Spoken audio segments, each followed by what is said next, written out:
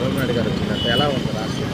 రాష్ట్రం ఎలా ఉందండి? 3 పూల కాయలు. మహా ఆనందంగా ఉన్నాం. ఆనంద ఉత్సవాలు ఇవన్నీ. ప్రతిరోజు ఆనందమే, ప్రతిరోజు దీపావళియే మాకు గెలిచిన దగ్గర నుంచి.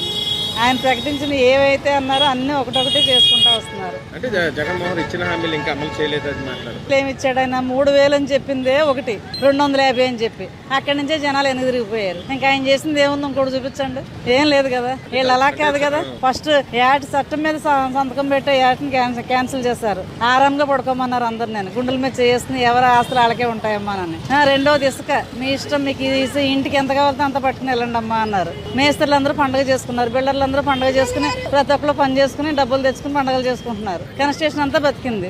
4,000 పెన్షన్ ఎట్లా ఇస్తాడన్నారు ఒకేసారి. ఆ ముందు ప్రకటించిన ముందు 2 నెలల ముందు నుంచి కూడా ఇచ్చుకుని వచ్చాడు ఆయన. అది కూడా కలిపాడు. ఎవరన్నా గెలిచిన తర్వాత నుంచి ఇవ్వడమే తక్కువ. ముందు 2 నెలలు ముందే చెప్పాను. 2 నెలలు కూడా కలిపి ఒకేసారి 7,000 దగ్గర నుంచి మొదలు పెట్టారు. ప్రతి